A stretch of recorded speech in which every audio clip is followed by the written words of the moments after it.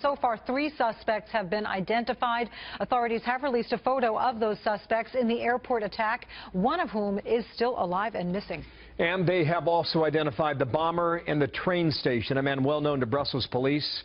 Prosecutors say the investigation will take some time. Chief Intelligence Correspondent Catherine Herridge, terrific work yesterday. Let's start again today. Another day has dawned here. Catherine, good morning to you. Where do we stand now on the investigation?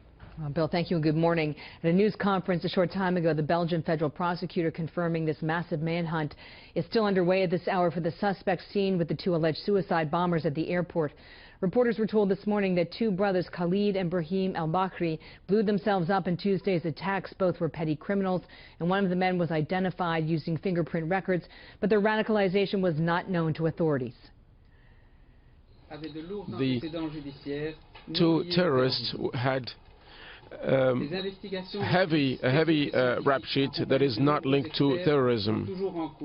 The experts are still carrying out an investigation, and the investigation will continue for hours and maybe for even a number of days. Meantime, a U.S. government official tells Fox News that the single black leather glove that's seen in this photo there with the 2 men on the left is a significant investigative detail, and possible scenarios were briefed to members of Congress with oversight, including that the glove concealed a detonator for explosives packed inside the suitcases. And according to an al-Qaeda manual review by Fox News that gives sort of a roadmap for suicide bombers, there are instructions to wear a leather glove to reduce the static charge and the likelihood of a premature detonation of the devices, Bill. All right, Catherine, you have 2 brothers involved. One hit the airport, the other hit the train station. You had 2 brothers in Boston. You had 2 brothers in Paris. Right. You have 2 brothers now. What are we to understand about 2 people from the same family trying to kill as many people as possible?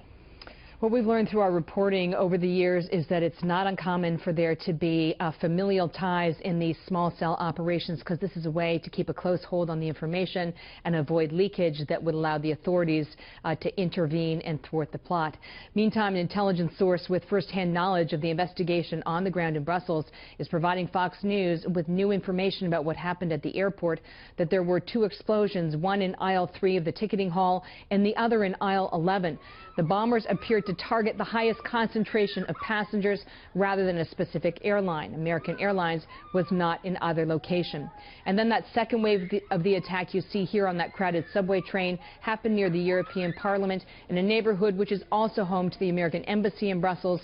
We had a tip yesterday that there was considerable concern. Staff from the embassy were on that train, and the State Department spokesman explaining this morning some people are still missing.